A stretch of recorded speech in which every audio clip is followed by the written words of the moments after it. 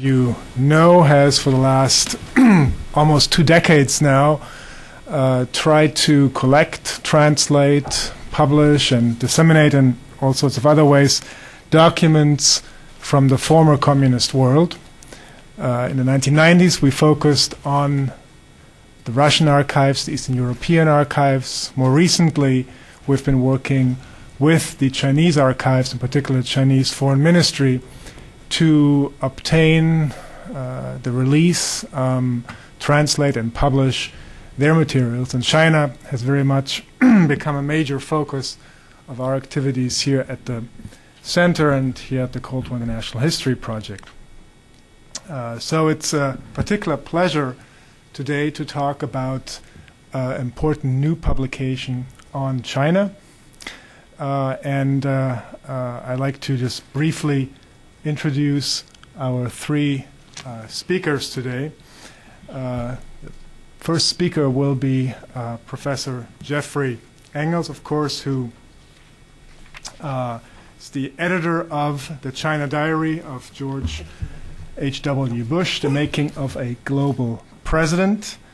He joins us from the George Bush School's Scowcroft Institute for International Affairs at Texas A&amp, where he is also the institute that he directs, and he's also an assistant professor of history and public policy at that university. Holds a PhD in American history from the University of Wisconsin-Madison.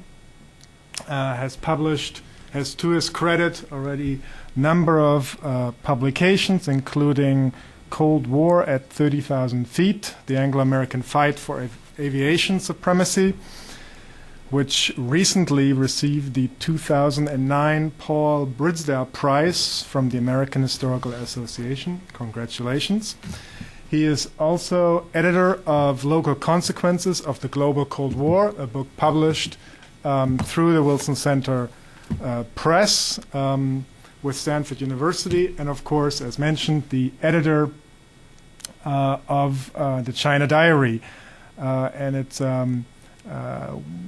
we here at the project try not only to publish the documents through the bulletin and the website, but occasionally try here in the heart of Washington to provide a forum for the discussion of new important findings, new important historical publications, books, and it's a particular pleasure to have at the center of today's meeting a book of documents, or of a document that is so important with regard to China, as well as the making of a U.S. president.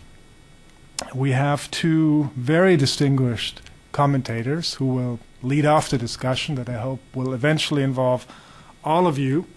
Our first commentator is Professor Nancy Birnkow-Tucker, who is familiar to many of you. Of course, she is a professor of history at Georgetown University and at the Edmund Walsh School of Foreign Service.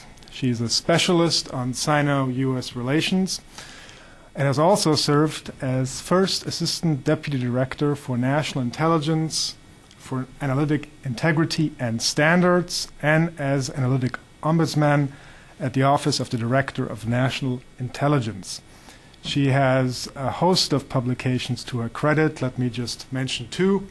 Dangerous Strait, the U.S.-Taiwan-China Crisis, and Straight Talk, United States-Taiwan Relations, and the crisis with China, which is forthcoming. She is also a longtime friend of the Center, I should say a member of the Center's family, and has over the years been of enormous support to the Cold War Project and to me, especially with regard to our most recent undertakings in China.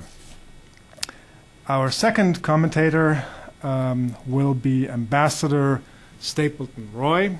It's a wonderful pleasure to have him here and welcome him to my first panel with him here at the Center. He, of course, is the new director of the just established Kissinger Institute on China-U.S. Relations here at the Woodrow Wilson Center.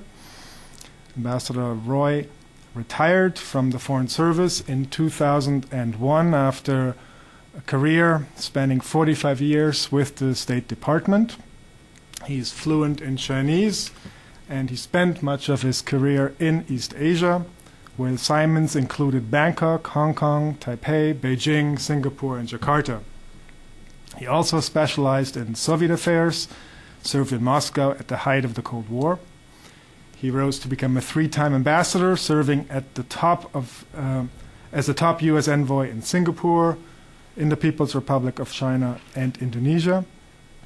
In 1996, he was promoted to the rank of Korea ambassador, the highest rank in the U.S. Foreign Service. Prior to joining the Wilson Center, Ambassador Roy served as managing director of the strategic consulting firm Kissinger Associates. With that, let me turn it over to our speakers.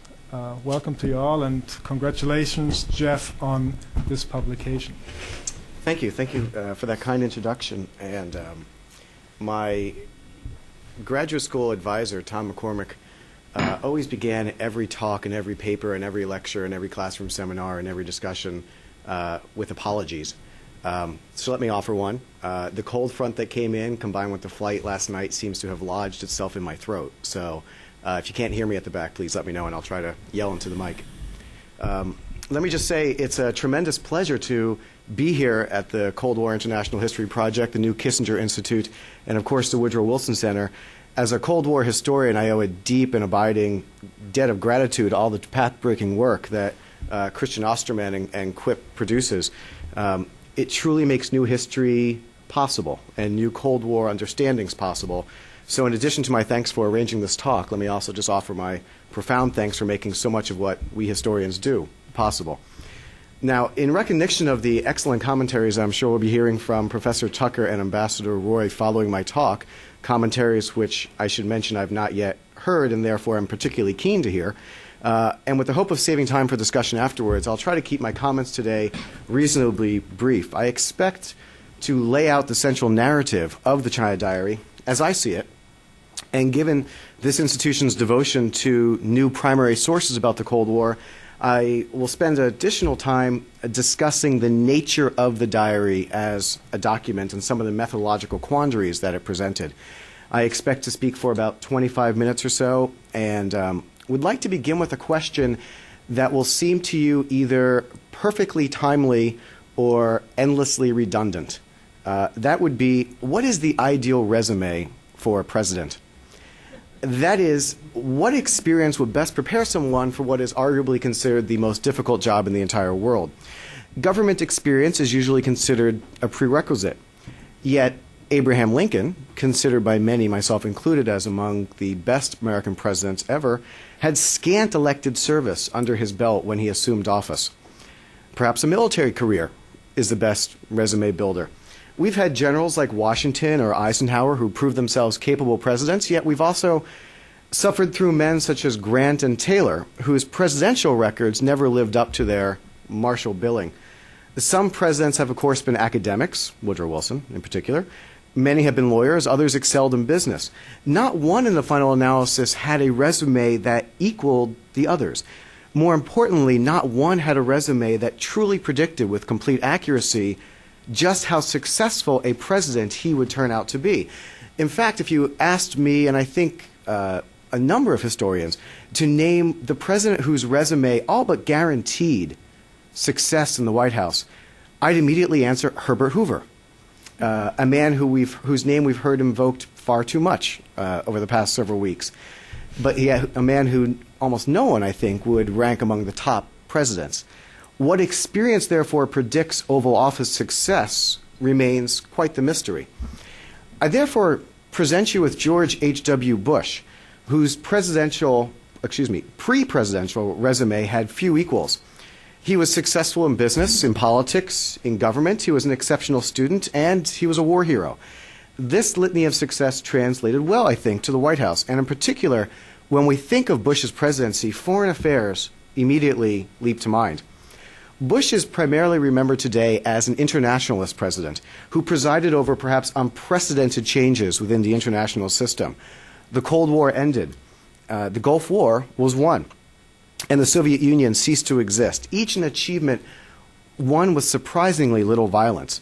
When Panama, Tiananmen Square, and NAFTA are factored into the equation, it is clear that these were tumultuous times indeed.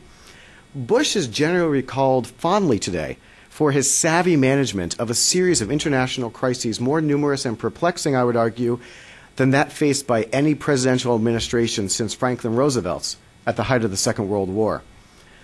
But Bush's international reputation also poses somewhat of a puzzle for the presidential historian.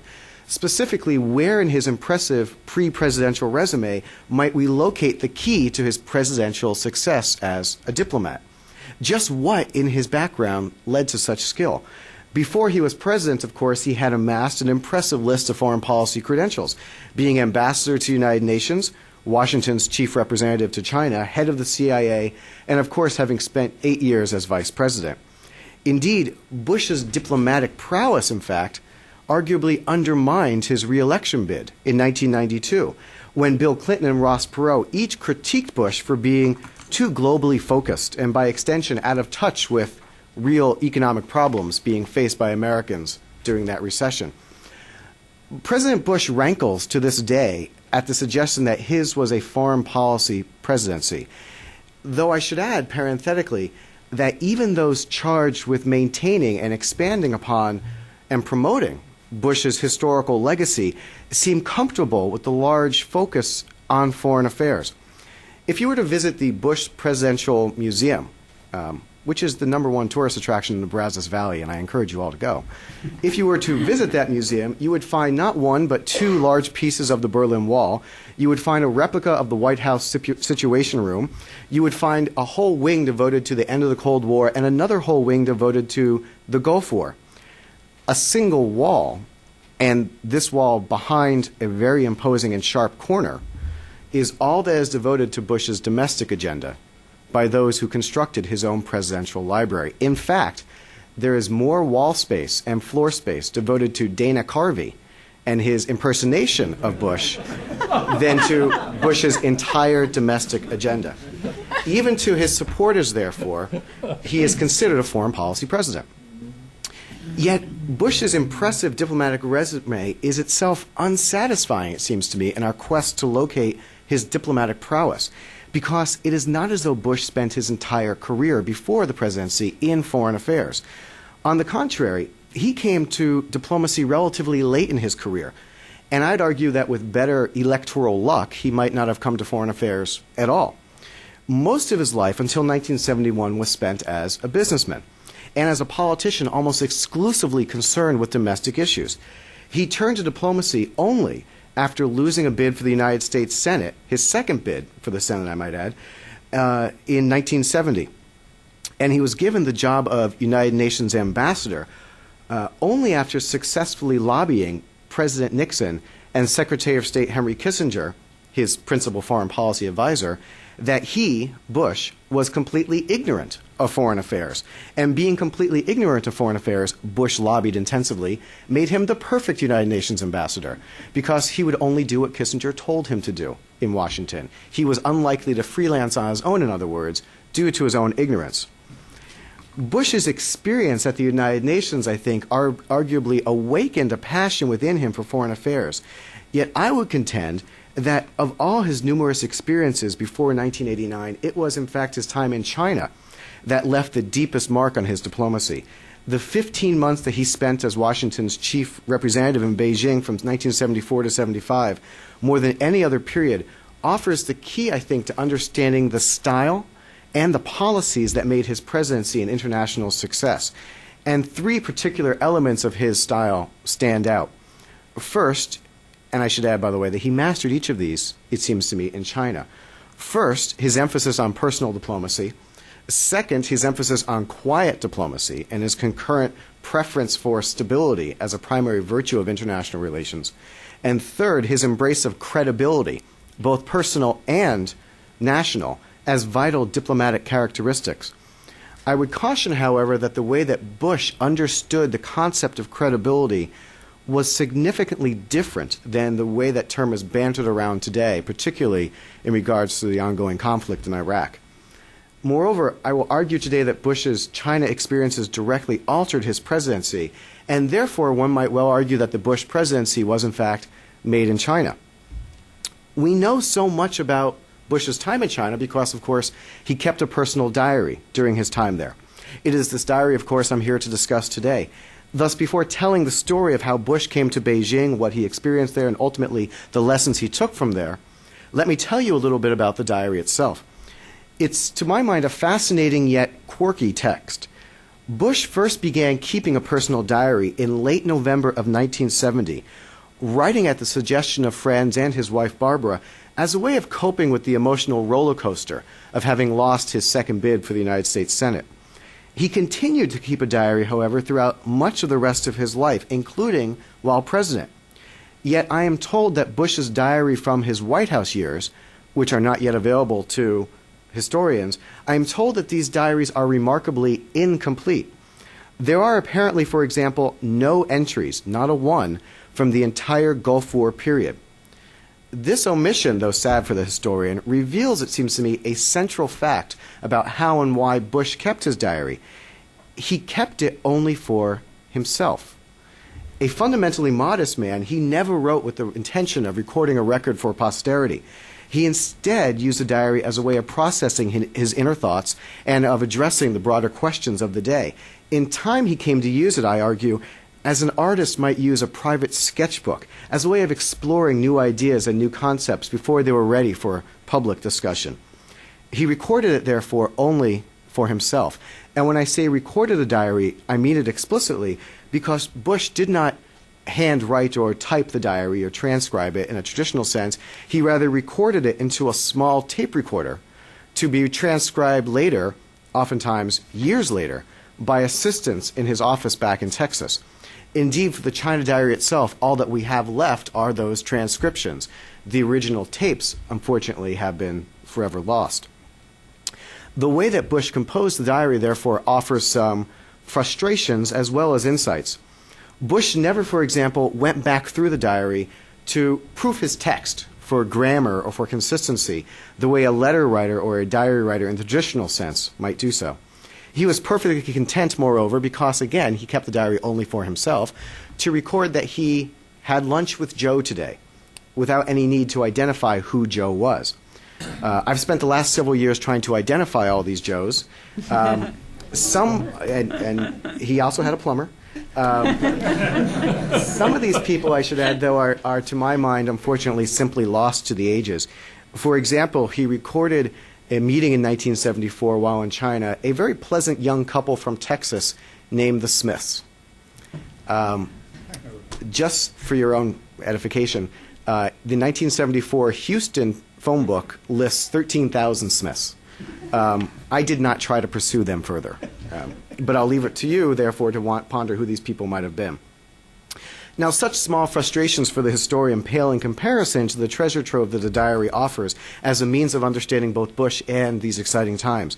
The way that Bush recorded his diary means that we have his innermost thoughts, and there was plenty on his mind during this tumultuous period, for these were particularly trying times in American history, featuring economic, social, and political woes at home, and difficult times abroad for American diplomacy, the end of the Vietnam War in particular. These events, which occurred, moreover, during a moment in Bush's life when he was open to new experiences, and more importantly, when he had the time to think about new ideas, left a profound impact upon his worldview. To give you a taste of the diary itself, let me read you as an example his rich description of his journey through Beijing's massive May Day celebration in 1975, a festival that happened to coincide with the communist victory in Vietnam that was itself the cause of much celebration in China. And this, again, is a long quote from the diary. May 1st, unbelievable, extremely difficult to describe. 6 parks were all made over into playgrounds, all kinds of cultural performances, singing, children in the brightest colors of greens and reds and yellows and blues you've ever seen, banners all over. We were enchanted by the literally hundreds of thousands of people milling with great happiness throughout the park. There were all kinds of performances, singing, dancing, flowers, games. It was unbelievably spectacular, something that I couldn't quite visualize. I had always thought of May Day as tanks and Mao standing in the square with people running on by him, but that wasn't it. The square was crowded, but there were all crowds going into the parks. These parks, again, were like the summer palace, full of activities. Kids could drive little cars. They had all these industrial exhibits, derricks lifting, boats running, one warship firing its rockets into the air. The only thing there that was a sign in there talking about supporting the people of Cambodia, Laos, and Vietnam against U.S. imperialists. People were extremely friendly. I used the old giveaway Polaroid gambit, seen here in the picture, and they were absolutely thrilled, particularly the children. I saw lots of South Vietnam tourists with their little signs. The whole aftermath of Vietnam making me slightly sick. But anyway, there was no animosity towards us anywhere that you could feel. Now, this taste of the diary reveals the passion, I think, that Bush held for China, and also one of the particular pleasures of the diary, in that it is written, or more accurately spoken, in Bush's own words. And I think even Bush's greatest supporters would not rank verbal eloquence as one of his strong suits. We therefore hear his mind, or excuse me, hear his voice, his familiar voice in our mind when we read his words. Therefore, we see, in a sense, I think, the real articulation on a deep sense of his innermost thoughts. And the world that Bush saw in 1974 was, of course, a world in flux. The China he ventured to was, of course, in the last days of the violent Cultural Revolution and the first days of the new internationalism that would see it become a global power. It was only 2 years after the once rabidly anti-communist Nixon had journeyed to Beijing to meet with Mao Zedong. And what made this journey all the more epic, I need not remind this particular audience, is that Washington and Beijing had been at odds for the last 25 years since the communist victory of 1949.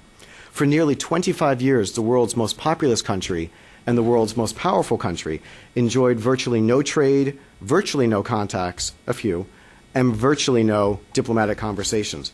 Their most meaningful joint experience, it seems to me, was shedding each other's blood during the Korean War. Nixon's visit to Beijing changed all that, although the two sides agreed to establish diplomatic channels after 1972. They did not, of course, establish full diplomatic relations until 1979. This, therefore, requires a little bit of explaining in order to understand Bush's exact role while in Beijing. Technically, he did not direct a U.S. embassy, though he was still an ambassador from his time at the United Nations. He instead directed a liaison office, which was an embassy in all but name.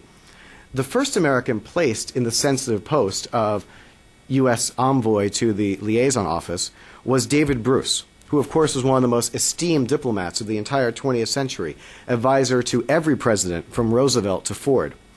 Bruce, it seems to me, was perfect for this job.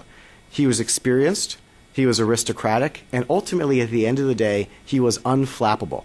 He was the ideal man, therefore, to send into what was, by all accounts, an uncertain and questionable environment. The only thing the Americans knew about this new job was that it was going to be difficult in the extreme. When Nixon looked around, therefore, for his most experienced diplomat, he found him in Bruce. How then did Bush replace Bruce? How then did Bush, given all I've mentioned a few moments ago, with his relative inexperience in diplomacy, come to replace the top American diplomat at all? Again, it seems to me that the answer is actually a twist of fate, this one known as Watergate. Bush played an important, though ancillary, role in the political whirlwind that eventually drove Richard Nixon from office. Named head of the Republican National Committee in 1972, it was left to Bush as the public face of his party to defend Nixon at every turn against a political firestorm that soon raged around him. Now, Bush's loyal performance in this role nearly landed him the vice presidency when Gerald Ford took over. Bush was Ford's second choice for the vice presidency, but the nod, of course, eventually went to Nelson Rockefeller. In the meantime, Watergate had exhausted Bush, nearly to the breaking point. By March of 1974, for example, he admitted in a letter to a close friend that he was, quote, longing for an escape, and an escape in my fantasy usually takes the form of running around in the boat in Maine, no telephone especially. China would be his escape. After announcing Rockefeller's appointment, Ford offered Bush a tempting reward for his loyal service to the party. Specifically, he offered him the chance to be ambassador to either London or to Paris. These were, of course, coveted posts, arguably the most plum that Ford had within his power to appoint. Bush instead told a rather shocked Ford and an extremely shocked Henry Kissinger that he'd much rather go to China, far from the lights and sophistication of Europe, to a place where electricity was rationed, his travel would be restricted, and where phone, mail, and entertainment would be spotty at best.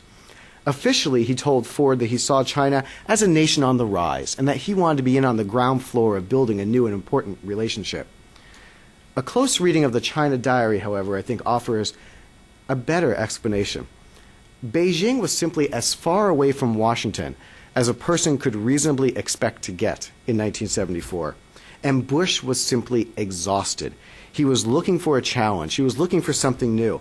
But most of all, he was looking to get away. I think it's not too much of a stretch to see in the first months of Bush's entries in the China Diary a man suffering from a form of post-traumatic stress disorder. He wanted to get away.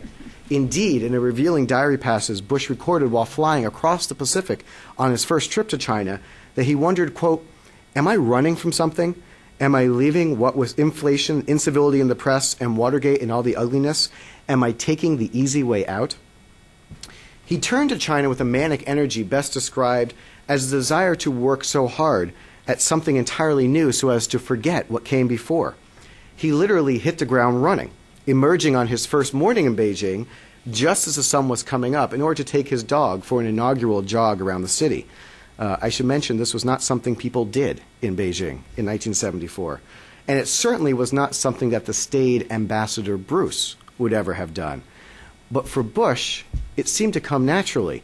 And in fact, the jog itself signifies what it really tells us about Bush's approach to his job in China, which he considered to no small extent to improve Sino-American relations by improving personal ties between his staff and the Chinese. Whereas Bruce had kept an extraordinarily low profile while in Beijing, avoiding the spotlight whenever possible in order to avoid potentially offending the Chinese, Bush arrived determined to make friends with the Chinese because he believed that each country's national interests would be better served if their diplomats knew each other on a personal level. Bruce had directed his American staff in Beijing to live quietly, to stay in the compound whenever possible. Bush chose instead to live in the public eye as much as possible. Bruce was driven in a chauffeured car around Beijing. George and Barbara Bush each rode into a sea of Chinese bicycles. Bruce largely waited for invitations from the Chinese. Bush issued them en masse. Every 10 days, in fact, he issued at least one invitation to the Chinese to come visit him at his liaison office. In his first week in Beijing, moreover, Bush unilaterally decided that he and his staff would attend the very diplomatic receptions that Bruce had avoided, a decision that rankled Kissinger, who longed to control every aspect of the fragile Sino-American relationship himself. For Bush, however, one simply couldn't improve relations by sitting at home. I should add here, by the way, that part of what made the State Department office and Henry Kissinger hesitant to let the Americans go to these diplomatic functions was that because they were a liaison office and not an official embassy, they would, in terms of protocol, be ranked below any country with which China had formal diplomatic relations. This meant, as a matter of course, that Bush, whenever he was at a formal function, was seated usually next to the representative from the Palestinian Liberation Organization. And while the Chinese knew that he was the most important ambassador, arguably, in their city, they had to treat him as the least important. And that rankled some people within the State Department. Bush didn't care. Bush's desire to personalize relations is, I think, central, therefore, to understanding his broader conception of diplomacy. For he believed that diplomacy worked best when conducted by elites who knew each other not just as associates, but as friends as well. He never believed that friendship would trump national interest. He was not that naive. But he did think that the little element of trust between leaders who knew each other not just as colleagues, but as friends, could help smooth the rough waters of the international system, especially at a time of crisis. As he wrote in his diary, quote, "My hyper-adrenaline political instincts tell me the fun of this job is going to be to try to do more, make more contacts, although everyone along the line says that you will be frustrated, won't be able to make contacts, won't be able to meet people, they will never come to see you, etc., etc. I fear this may be true, but the fun will be in trying." Now, as this quote suggests, Bush was well aware that not everyone in Washington took kindly to his plans. Kissinger, in fact, believed, and told Bush repeatedly so, that his efforts to win favor with the Chinese would prove pointless. "They won't meet with you," Kissinger warned. And even if they did, they would never allow their personal feelings to influence their principled stance on international relations. Bush's quest to personalize Sino-American relations was therefore openly ridiculed at the State Department and by career Foreign Service officers as naive in the extreme. As Kissinger aide and future ambassador to China Winston Lord wrote Kissinger, quote, Bush has energetic plans to try to meet as many significant Chinese as he possibly can, especially political leaders. We doubt that he will have any breakthrough in this regard, but you may wish to outline your concept of his proper role in this arena. And I would emphasize the word proper there for you. I should note, in fact, that one of the most revealing aspects of the China Diary is the portrait that it paints of Kissinger, whom Bush found to be controlling, manipulative, petty, and uninterested in personal diplomacy. Kissinger, in other words, does not come off well in the China Diary. Now, this is a point that President Bush tried to remedy in 2007 when he wrote an introduction to the diary. He wrote, again in 2007, quote, When I reread the diary, I was amused by some of my frustrations with then Secretary of State Henry Kissinger, a man whom I greatly respect and consider a friend and from whom I learned a great deal. It made me realize how much my views have changed since those days and just how much my experience in China changed me, end quote. That was the Bush of 2007. This was not, however, the way that Bush in 1974 described Kissinger, and their ongoing argument over the efficacy of personal diplomacy, which in reality was a fight over who would control Bush while in China, helps explain the unflattering picture of Kissinger painted by Bush's diary. When Kissinger came to visit Beijing, for example, Bush was able to see his diplomacy up close and personal. And he wrote in his diary, quote, People on his staff are scared of Kissinger. Scared to death of Kissinger. It is unbelievable, too much so. There is too much entourage feeling, too much kind of turmoil. Is he coming? Is he coming? Is he late? Is he late? Nobody is willing to bite the bullet and speak up. Amazing, mixed feeling. Great respect for the man and his accomplishments, and yet concern about some of the trappings and some of the ways of handling people. There is a certain graciousness that is lacking. No question about it. Ungracious, end quote. And I'd like to add, just as an aside, that one of the things that I find striking, though you should not infer too much about that, about the diary, is that there is no profanity in the diary. Bush rarely criticizes anyone. He's a gentle and kind man, even in his own diary. Therefore, when you hear me say that Bush calls Kissinger ungracious, that's the biggest put-down he could possibly think of, especially for a man of the aristocratic air and breeding, if you will, of George Bush. Ungracious is as nasty as he could possibly be. I mentioned Bush's views of Kissinger not because I seek to be an impolite guest here with the new Kissinger Institute, but rather because they demonstrate, I think, what it is exactly and how much it was that Bush learned from Kissinger. Primarily, though, by viewing in Kissinger a foil for what not to do. If ever given the chance to run American foreign policy, he mused in his diary, he would do things quite differently. Whereas Kissinger was controlling, Bush renewed his desire to be open. Whereas Kissinger wanted to keep relations on a coldly detached plane, Bush wanted them warmed through friendship. Ultimately, Bush's reflections in the China Diary on Kissinger are some of the book's most revealing passages, not only for the portrait that they paint about the man, Kissinger, but for what they tell us about the painter. And though he was the one painting the portrait, I should note that the China Diary reveals not only Bush's hopes, but ultimately his frustrations as well. For all Bush longed to personalize Sino-American relations, the Chinese refused to meet him halfway. Scarred by the Cultural Revolution and fearful of being too publicly linked with the Americans, most Chinese leaders simply rebuffed Bush's frequent overtures. His invitations went largely unanswered, leading to frustration and then to anger. As he wrote in the diary, quote, I am continually amazed at how hard it is to get close to the Chinese. They can be so obtuse, they can be so removed, so little chance for contacts. Middle Kingdom syndrome with an underlying hatred of foreigners is amazing. We are the foreigners, the barbarians. For polite people, they act in very strange and tough ways, end quote. Bush's ability to personalize Sino-American relations, therefore, never lived up to his desires, though this experience did not sour him, interestingly enough, on the idea of personalizing diplomatic relations. It instead made him consider with greater clarity the ways national interest and domestic politics also played immutable roles. Friendship mattered, in other words, but so too did power politics. He left Beijing still committed to personal diplomacy, but more realistic, I think, about its limitations. Bush learned something else about diplomacy while in Beijing, though again, through a negative example. He learned to speak quietly. At every turn, he encountered, to his great frustration, Chinese officials who privately spoke of friendship, but who at the same time authorized public criticism at his own homeland. And he additionally balked at the disconnect between what they said publicly and what they said privately. As he recorded in November of 1974, quote, "It is annoying beyond belief to read the attacks in the red news on the United States. China feels it must attack the United States. I just have this inner feeling that these Chinese leaders do not subscribe to that view in its entirety. Perhaps I am wrong, but I've heard them talk enough to know they don't believe that," end quote. This was more than just a question of politeness for Bush. He feared, moreover, that if the American people ever heard or ever really listened to this criticism, this public criticism, they would begin to see China not as a potential ally against the Soviets, but as the same longtime Cold War enemy they had always been.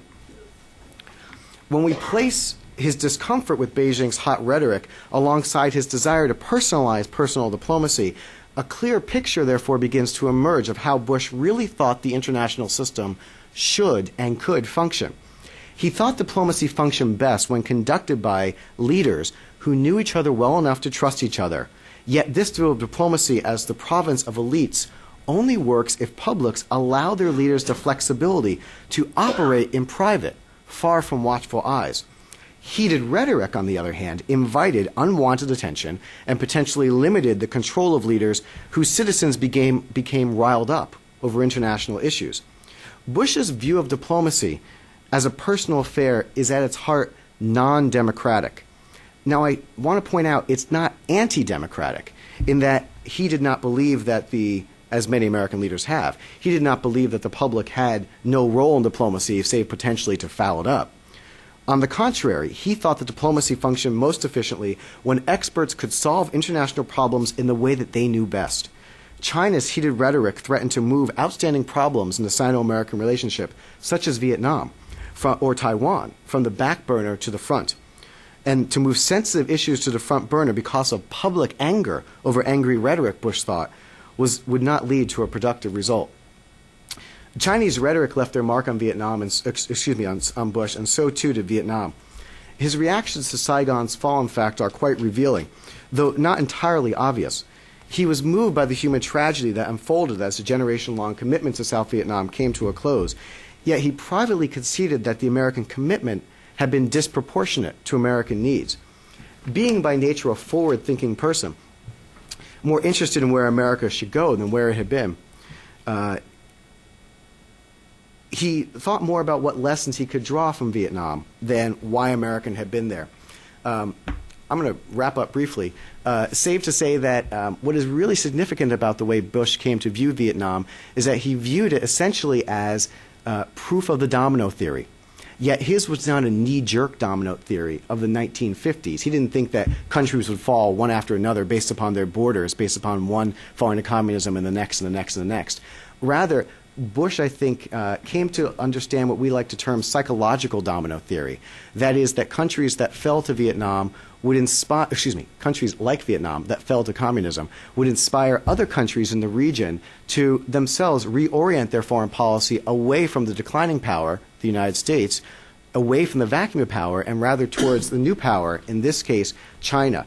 He saw while in Beijing, in the aftermath of Vietnam, Filipino leaders, other leaders throughout Asia, coming to Beijing for the first time to speak to Chinese leaders in the aftermath of Vietnam to try to create some new relation.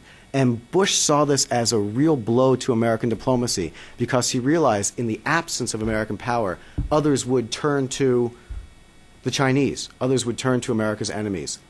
Now, just let me conclude by saying that these lessons that Bush took from China directly influenced his presidency.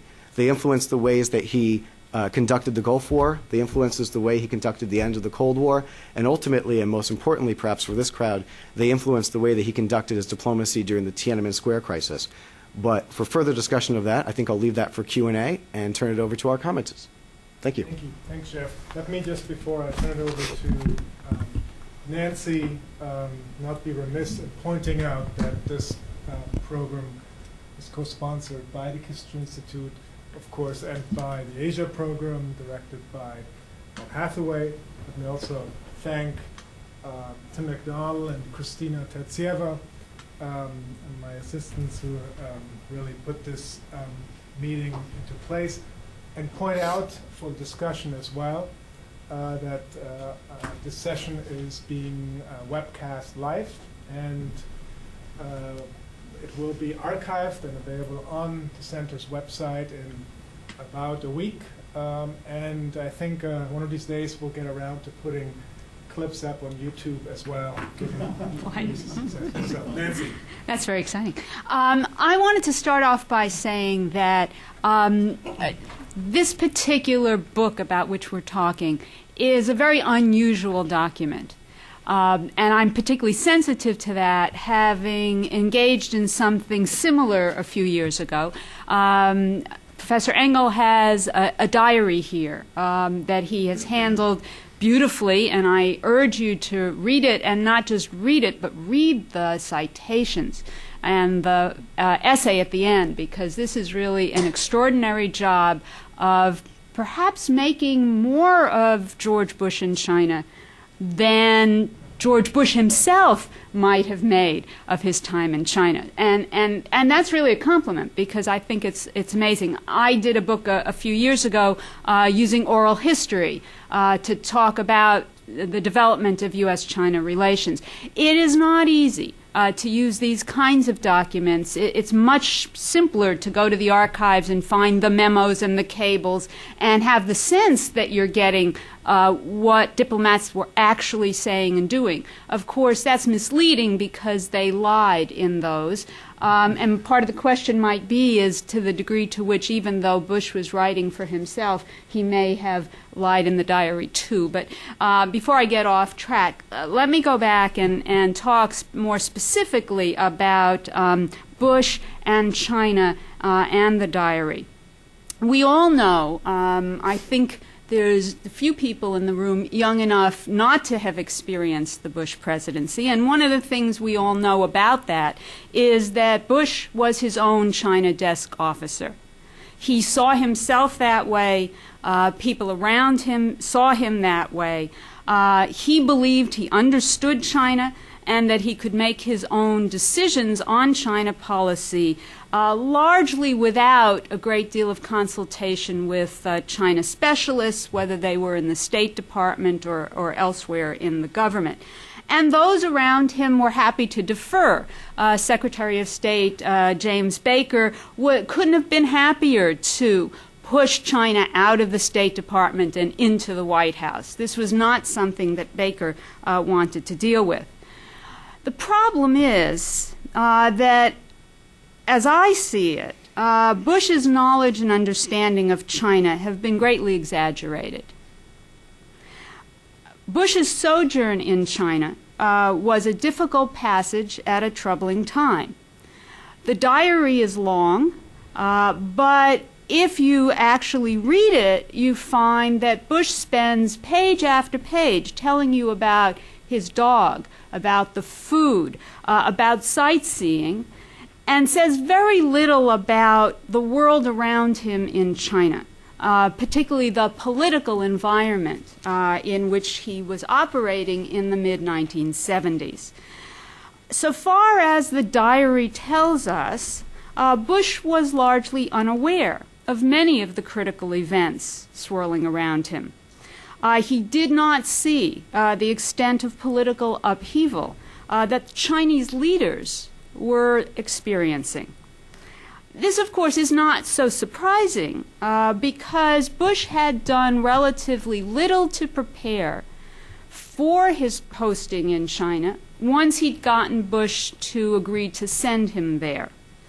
He had already concluded that experts did not actually know much more about China than he did. And so there wasn't much point in scouring their books to learn from them. In fact, once he was in China, of course, he would read more. He read The Good Earth. He read Doak Barnett on China After Mao. But that was as much because he was bored as because he had a burning desire to understand China. Indeed, Bush does not go to China because he's captivated by it, as Ambassador Roy was, as I may have been, and as others in the room have been. Bush went to China, as Professor Engel says, because he was escaping Watergate-era Washington, because he wanted to spare his private fortune from the huge expenses of entertaining in Paris or London.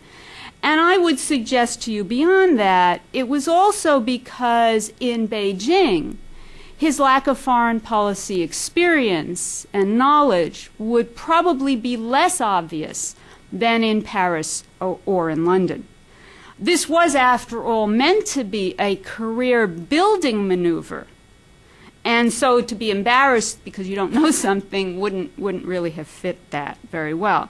So Bush goes to China relatively ill-schooled and passes the time there interacting largely with foreigners from other embassies and guests from the United States and elsewhere. Kissinger cuts him out.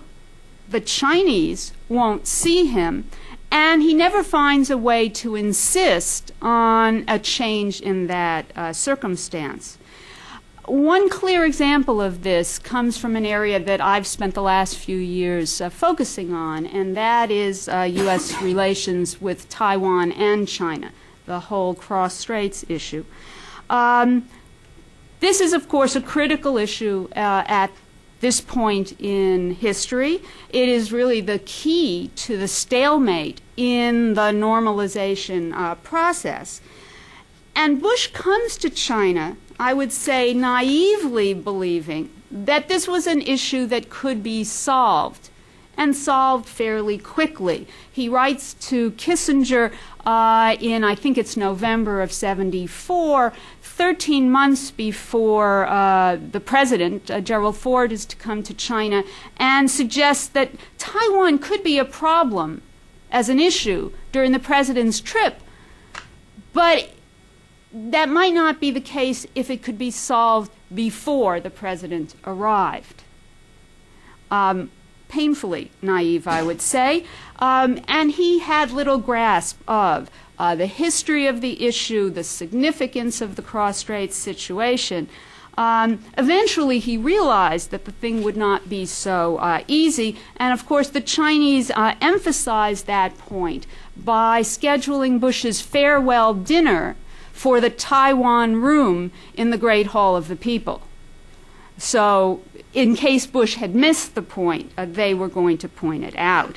Now, all of this would have been alarming in any chief of the liaison office, but I find it somewhat difficult to explain in a man who had been the U.S. representative to the United Nations and spent months trying to work out a dual representation formula for China and Taiwan in that international organization.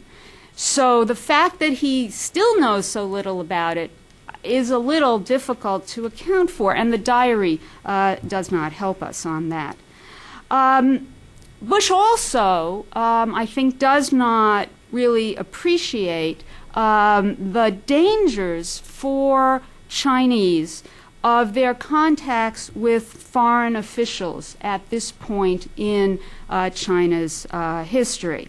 The risks of sitting around and philosophizing about international affairs. If you read the diary, what you find repeatedly is Bush lamenting the fact that he can't have a meaningful discussion with the Chinese, that they simply won't engage with him. But what he doesn't seem to realize is that his Chinese interlocutors are entering into a highly sensitive and politically perilous situation when they talk to George Bush. Now, the Chinese were not the only ones who cut Bush out, and Professor Engel has already referred to this. Henry Kissinger did his best to keep his representative in Beijing ignorant and uninvolved. Kissinger disparaged Bush's foreign policy acumen. He belittled Bush's backbone and intelligence, and he did it to the President of the United States, Richard Nixon. Of course, Nixon agreed, but China was, as far as Kissinger was concerned, his own private preserve. And he didn't mind sending somebody to China with few foreign policy credentials, so long as that man understood that he was to stay out of the way of Henry Kissinger. He had done something similar in Taiwan. He had sent as ambassador there a man named Leonard Unger, who had had a long Foreign Service career, and he sent him there as ambassador, indeed our last ambassador to Taiwan. But Kissinger detested Unger. He didn't like Unger, and he assumed that he could either control or ignore Unger while he was in Taipei. Kissinger tries to contain Bush, not an easy thing to do with somebody that has that much energy. He refuses to expand the role of the liaison office and proceeds to communicate above and around George Bush. Now, it's not altogether clear if that includes direct channels that Kissinger might have set up, and I was hoping that we might have people who could have told us this here today. Jim Lilly was a CIA representative at the liaison office and had his own special CIA communications room. So, to what degree Kissinger was bypassing Bush, we don't exactly know. Jim, in his memoirs, says, "Oh, I was not a direct channel. I didn't do that." But, there was this room. John Holdridge was in the liaison office. He is appointed as a deputy chief of mission. But the problem is there already was a deputy chief of mission sent to Beijing by the State Department. John Holdridge was Kissinger's personal deputy chief of mission. Again, what the communications routes were, we don't certainly clearly know.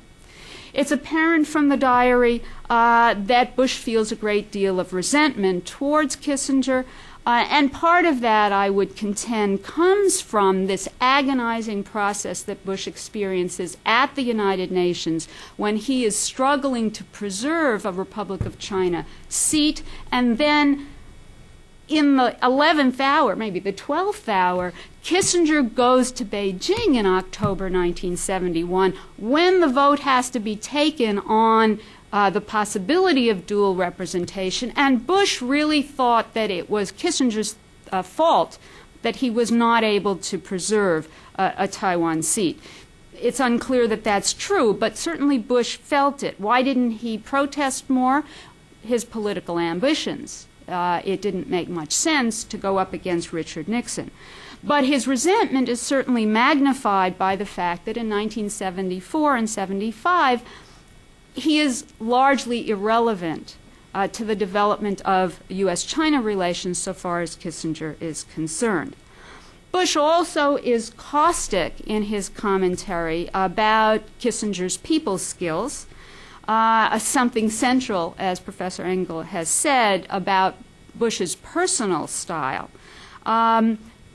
Bush treated his staff entirely differently from what these same people experienced when they worked with and for Kissinger. And these were very talented men. Again, I thought some of them might be here today, but Harry Thayer, Jim Lilly, Don Anderson, Herb Horowitz, and John Holdridge, who of course is no longer with us. But these were really good people who did provide Bush with what the liaison office needed to deal effectively to the degree that they were allowed with the Chinese. Finally, Bush is cut out by Kissinger. He's ignored by the Chinese. But perhaps what bothers him most is that he's shut out of American politics. He escapes to Beijing, but it quickly becomes apparent to him that Watergate is not going to sink his career, but being out of sight and out of mind might. And so it's almost from day one that he begins to angle for his next position. He does this by inviting every prominent Republican he can think of to visit him in China, businessmen, members of Congress, and this is what Kissinger so objects to, and the State Department objects to, because who knows what these people are going to say or do once they're in China. What Bush is after, actually, is something that the State Department shouldn't have worried so much about. He wants to show these people the exotic East. He's not bringing them in to have them interfere in policy. He's also writing to the president, to Gerald Ford, repeatedly, giving him election advice. Bush becomes one of Ford's major people, telling him how to handle Taiwan, how to handle China, how to win re-election, how to deal with other Republican officials and all. So he's very much in there on the issue of American politics. Finally, I would refer to Bush's alleged friendship with the Chinese, something that he tries to cultivate despite the anti-Americanism that the Chinese are showing, and which in the diary he's constantly saying is a mistake for the relationship and that the Chinese shouldn't be doing. He nevertheless wants to, and probably did believe he had made some of these friendships, although again in the diary we don't see any evidence of it.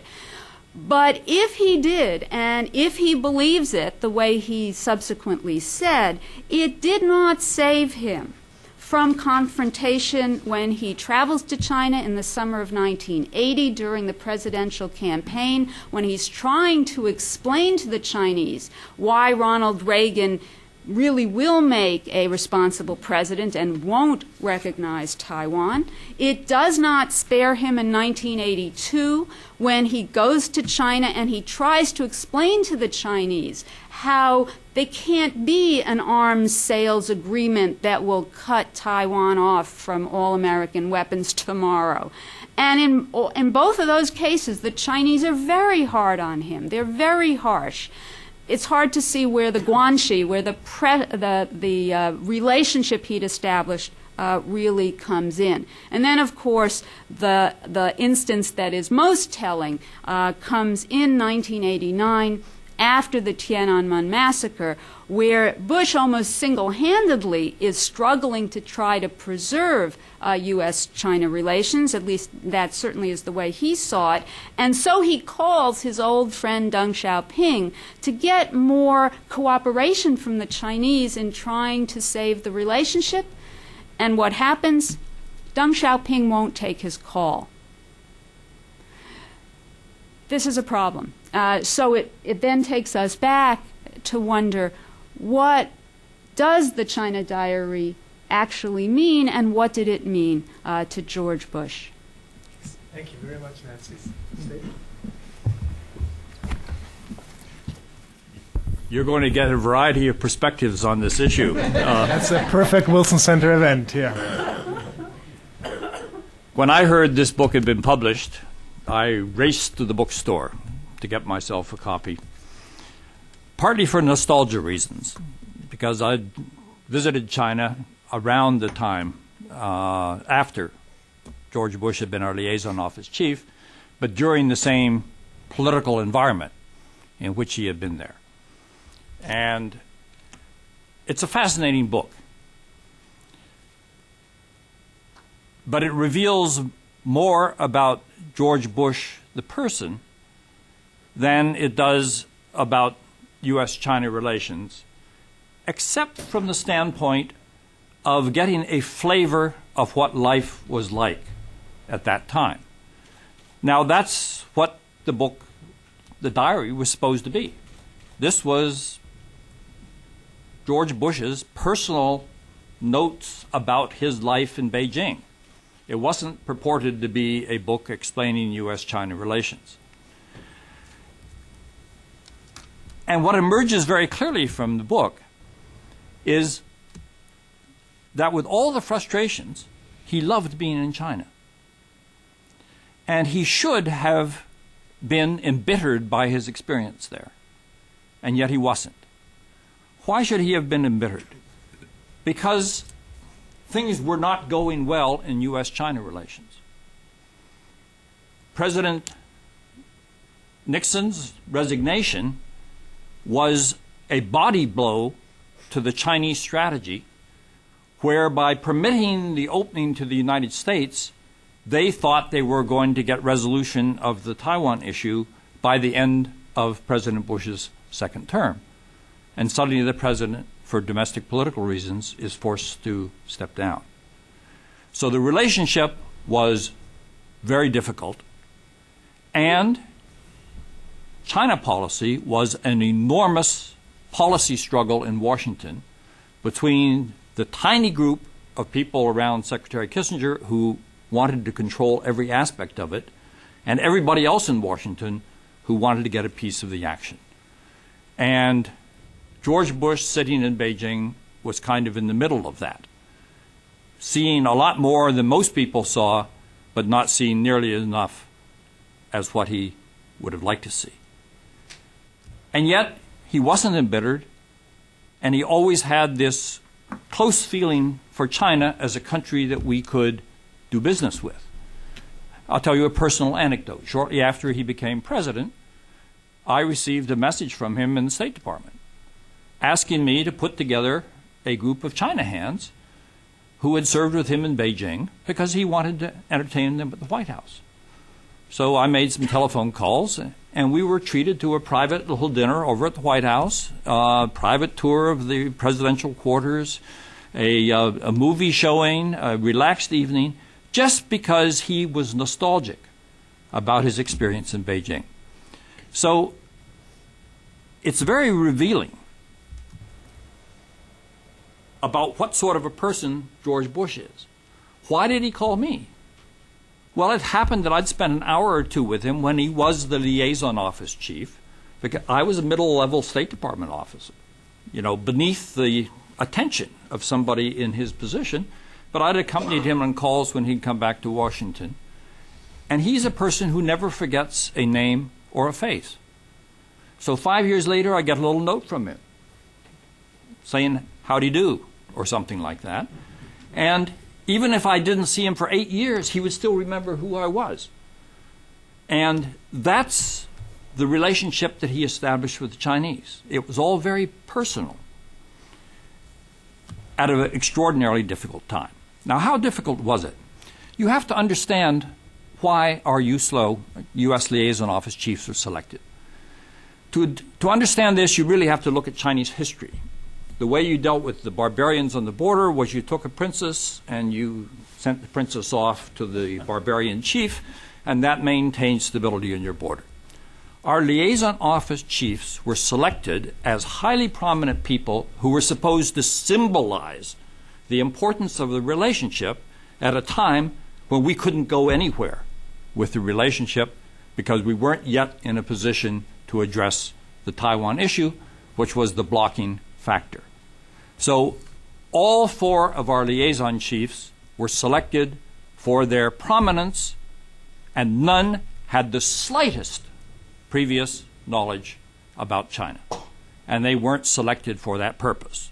David Bruce, George Bush, Tom Gates, former Secretary of Defense, already in his upper 70s, and then Leonard Woodcock, former head of the United Auto Workers.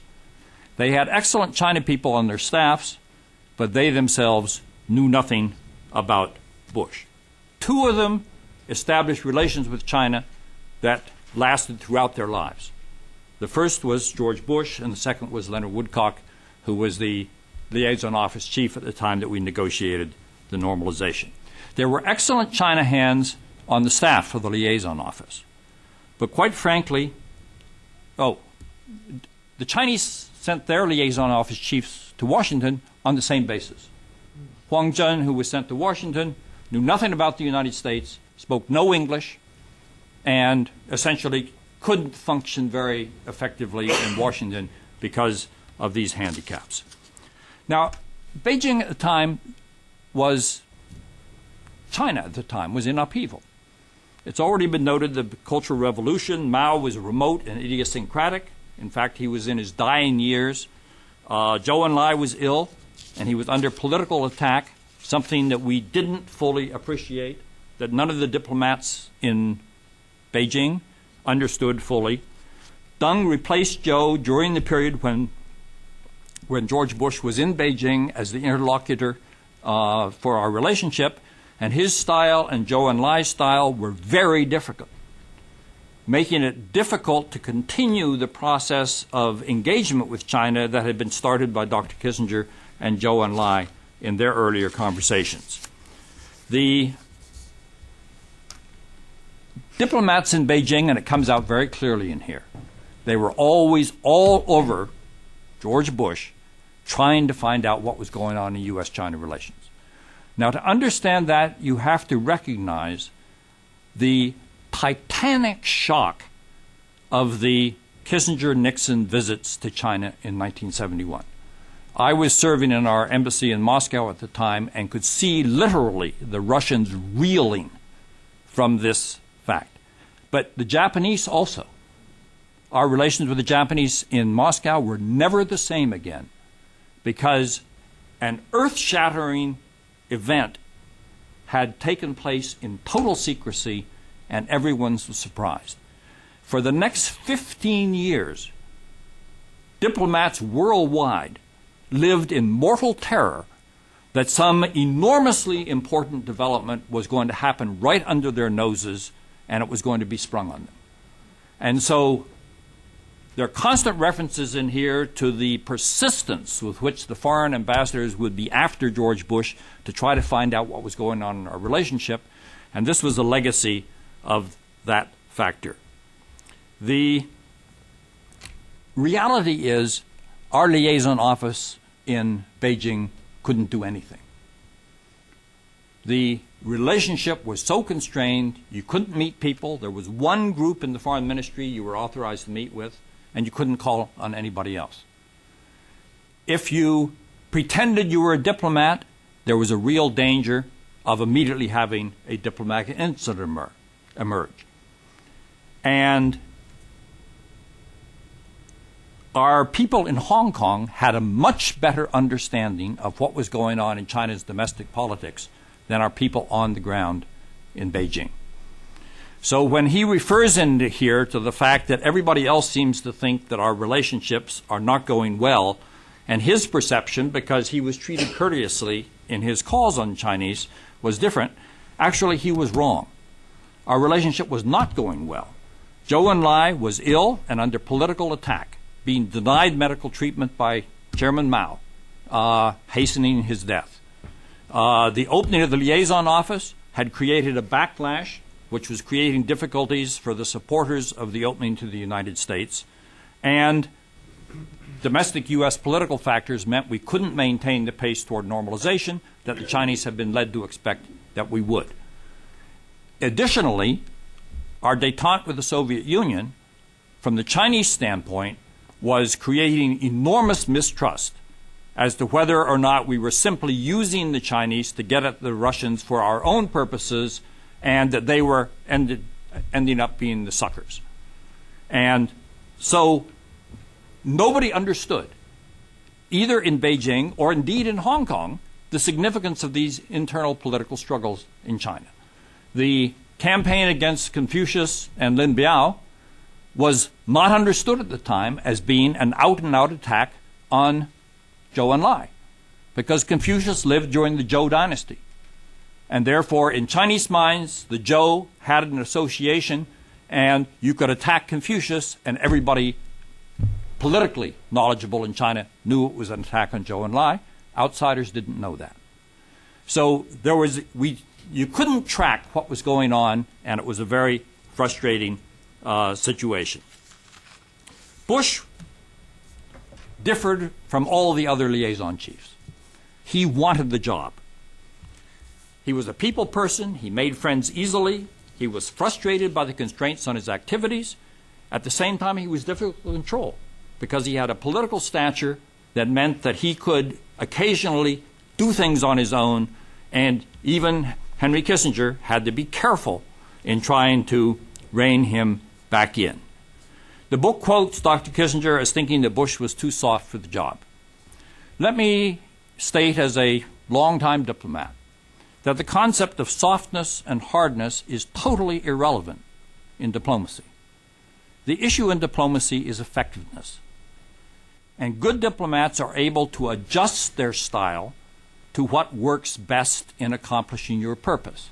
Sometimes a hard-line approach is better. Sometimes a soft-line approach is better. But sometimes, if you take the wrong approach, it is totally ineffective. So saying that somebody's soft or hard has nothing to do with their suitability for a particular position, and I think this emerges clearly from the book. If you read it carefully, you will recognize that he was not soft on the Chinese. In fact, he was remarkably objective in the way he saw things.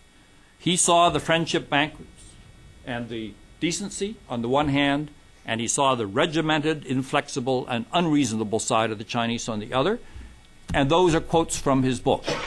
So he didn't have the wool pulled over his eyes. He simply saw the Chinese as in their totality. He saw them as human beings who could be nasty and could be very decent, and he didn't judge them in terms of their particular behavior patterns. He also had some qualities that are essential in diplomats. He had a strong belief in his own country, and he looked at issues always from the standpoint of U.S. interests. But at the same time, he had something frequently missing in our policymaker environment, which is an ability to understand where the other side was coming from. So it was that combination of feeling passionately about American interests, but understanding why the Chinese behaved the way they did, that was what made him effective and created a long-lasting relationship with the Chinese. As a historian, books like this are invaluable. Not because they reveal some crucial secret about the relationship that has been missing, but because it fills in so much of the color of a period when we were going through an earth-shattering change in relations between two countries, really the turning point in the Cold War. And this gives you a sense of how difficult that process was and how wise the policymakers on both sides were that saw an opening that nobody else saw and were wise enough to create the process that led to the normalization of relations between the two sides. Thank you very much, Dave. I have to say these are among the very richest and most thoughtful and eloquent comments that I've witnessed in my 10 years at the Wilson Center. So thank you both for taking the time to do this. I know Jeff would love to respond to some of the issues, but I also want to open it up to some questions from the audience. So why don't we take a couple of questions? We have just about 10 minutes left in the session, and then give the speakers, the panelists, an opportunity to respond. Right up front here. And if you could, Jim, if you could please state your name and affiliation. And all the books you've written on the subject. I'm Jim Mann at Johns Hopkins School of Advanced International Studies. I wanted to ask about two historical mysteries that are not answered in the diaries, but I'd be eager for any perspectives you have. One is that, as Ambassador Roy mentioned, the Nixon administration promises the Chinese that it will proceed to normalize relations during Nixon's second term. Nixon resigns, and President Ford, the commitment is reaffirmed the day, I believe, that President Ford takes office. And it remains true. When you look through the archives, you can go right up and to about the 4th of July or so of 1975 with Kissinger talking about how to proceed with normalization. And by the fall, the beginning of the fall of that year, this is all while Bush is in Beijing, it's not happening. And Kissinger tells the Chinese at the UN that it's not going to happen. Sometime that summer, President Ford makes a decision that he can't do it. And I've yet to discover when that was, how that decision specifically was made, whether Kissinger was even in the room when that decision was made.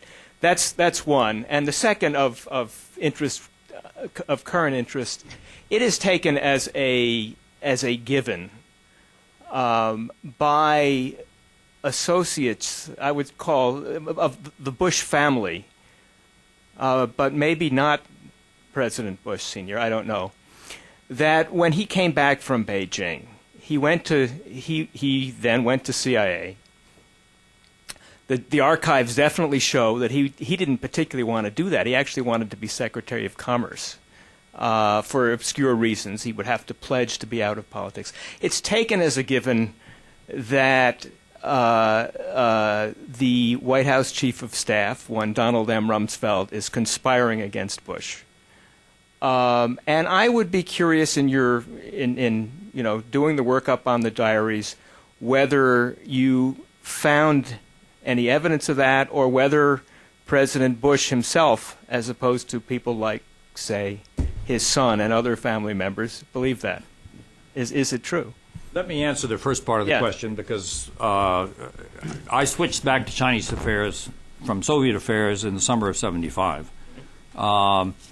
There was no serious expectation that we were going to try for normalization of relations before the elections in 1976.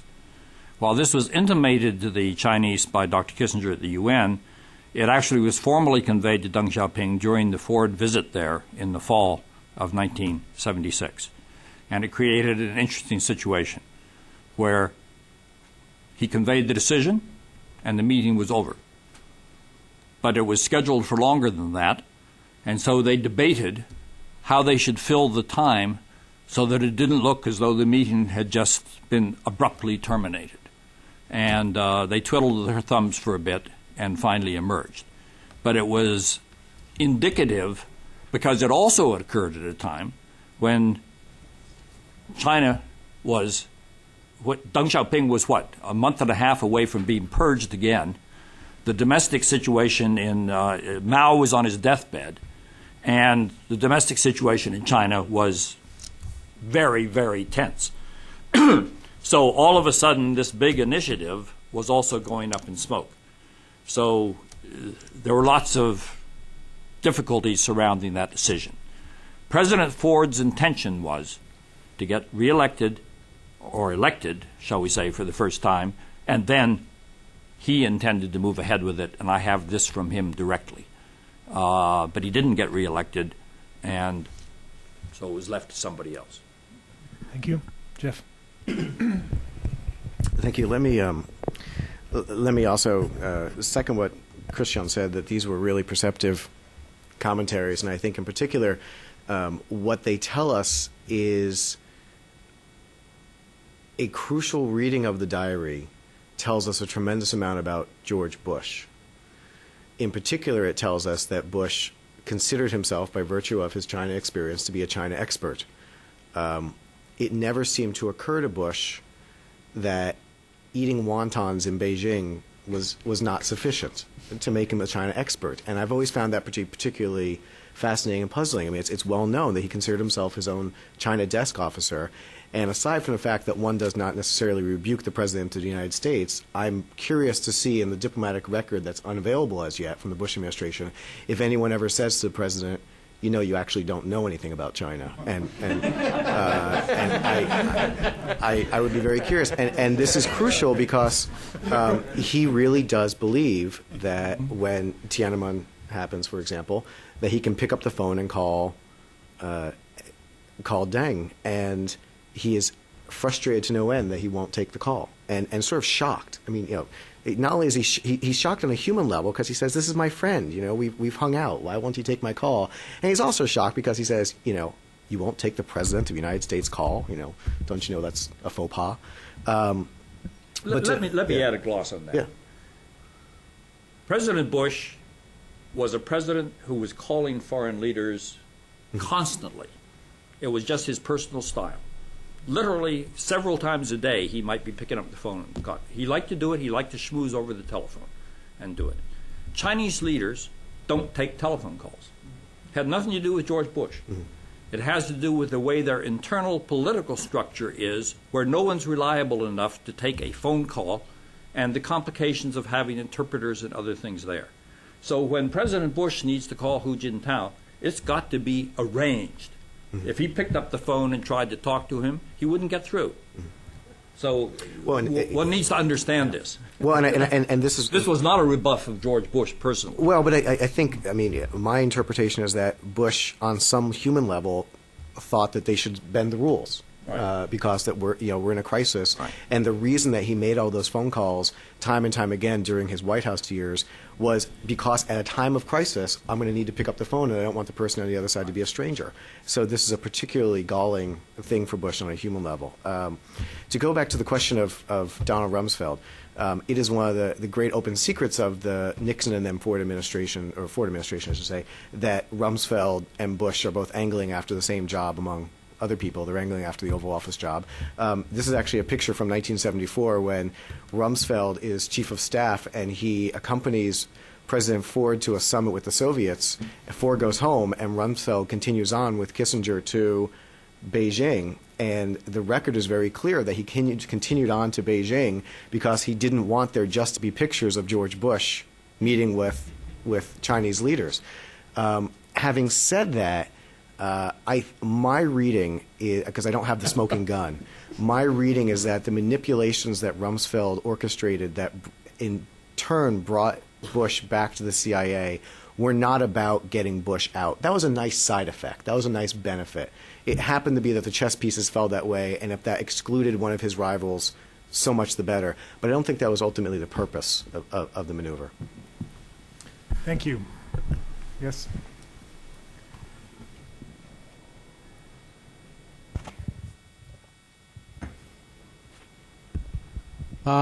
Chia Chen, freelance correspondent. I would like to offer some observation and personal experience. But real brief, because we're almost out of time, and I want to make sure we have time for a final round. Your book said the personal diplomacy. So I look at the back index. I try to find the person name, and I couldn't find. That's Dr. Li Zhenbian. And Dr. Li and Chairman Mao are very good friends in high school. And that time when Bush was there, they have personal reunion. And Bush know this relation, so he tried to make a friend with Dr. Li. And as I know, when the Reagan-Bush administration, every time have the thing is handled by Bush, and Bush always go to Dr. Li first. So there's this person is very important. And also I fully understand what Ambassador Rowe and Professor Hawkins said. See. But the liaison office is, they have all the capable and experienced people. So really this free Bush do some other thing. He go out and he entertain American. And actually, if I understand one city, I always go out, look at people, talk, and that's make me more understand that. But I'm trying to say is this thing is very important. I don't know why. Have you seen that name in the diary? And later you may ask about Bush. And sometimes Dr. Li give me a personal car, business car. I say, what's this? He said, every Chinese want me to this, because when I have this car, I in Beijing, in China, I got all kind of favor, all kind of thing. Yeah, thank you. Thank you very much. Are there any other questions or comments? not, I'd like to turn it over to the panelists for. Let me say very briefly that I do believe that Bush's experience with the gentleman you're referring to are covered in the diary and also in the footnotes. And one of the wonderful things that the National Archives have done recently is they made available through electronic resource, an electronic searchable database of all the telegrams that went back and forth between the United States and its overseas posts, including the post in Beijing. And this is an example, I think, where Bush, when he seeks guidance from the State Department over what to do with this personal relationship that a person has with Mao, really does fall back in many ways on following the guidance of the State Department and following the guidance of the China hands. That he is told by them, if I recall correctly, essentially that, we don't know what to make of this person, let's not offend him, but let's not also trust him. Yeah. And Bush treats him in a very kind and gentle way, but it doesn't put any confidence in that relationship because he has no experience whether to judge that relationship on his own.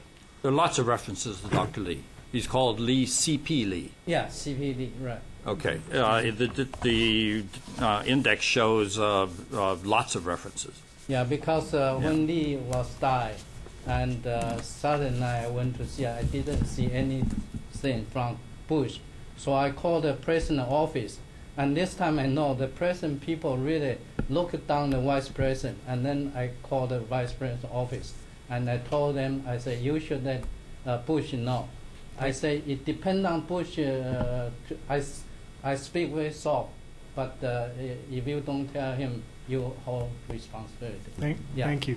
Nancy, any final words? Then let me thank Jeff and Stape and Nancy for 3 very, very stimulating presentations. Thank you all for your questions and your comments, and I invite you to continue the conversation over a glass of wine and some nibbles outside. Thank you all. Till the next time.